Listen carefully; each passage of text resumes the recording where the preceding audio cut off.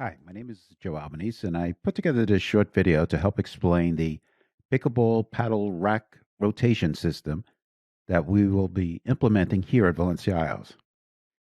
Due to the return of the snowbirds and milder weather and increased popularity with pickleball, we've had a large number of pickleball players coming down to the sports park in the mornings, and there has been some confusion as to how players should rotate into play. Hopefully, this system will ensure that everyone gets to play in a fair and equitable manner. And I want to thank Fern Eagle for putting this system together for the Pickleball Club. So, first, I'd like to direct your attention to the pickleball racks. As you can see, there are two of them.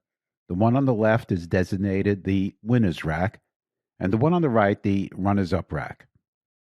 You also see that each rack has a movable blue clip that designates which paddles on that rack are up next. There will also be a next up spinner, which will show which rack the next players to play will be chosen from, either the winner's rack or the runner's up rack. Start of play. The first 8 players to arrive play, 4 on court 1 and 4 on court 2. The next player that arrives should place his or her paddle in the leftmost slot of the winner's rack and move the next up clip to under his paddle and move the next up spinner to winners. That sets the start of the player rotation system. Subsequent players that arrive will continue to place their paddles in the leftmost available slot in the winner's rack until there are 4 paddles in place. At that time, the next arriving players will place their paddles in the leftmost available slots in the runner's up rack. When we have a foursome on both racks, the next arriving players will place their paddles in the leftmost available slot on whichever rack has the fewer paddles. This will apply to all late arrivers. They should always place their paddles on the rack that has the fewest paddles. This will ensure that as much as possible, both racks will have an equal number of players. When a game is won, the 2 winners will place their paddles in the leftmost available slots in the winner's rack, and the 2 runner-ups place their paddles in the runner's-up rack.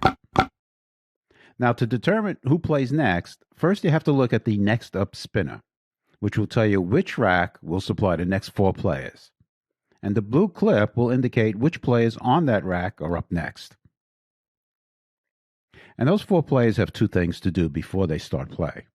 They need to move the blue clip to the paddle grouping to their immediate right, unless they were the last grouping on the rack, and in that case, they would move the clip to the first slot.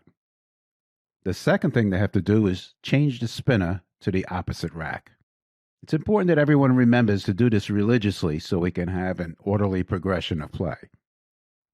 If a player wishes to sit out and rest, they can keep their paddle in the appropriate rack based on whether they're a winner or runner-up, but place it at the end of the line. A couple of other points. Games are won when one team reaches 11 points, but you have to win by 2 points. But if there are more than 20 players wanting to play, games should be shortened to 9 points, winning by 1 point only. And as many players use the same model paddle, all players should put their names on their paddle for obvious reasons. I think that should do it. Listen, I know it's frustrating when we have to wait to play, but if we use this system, the rotation of players will be fair and orderly as possible. Thanks for your attention.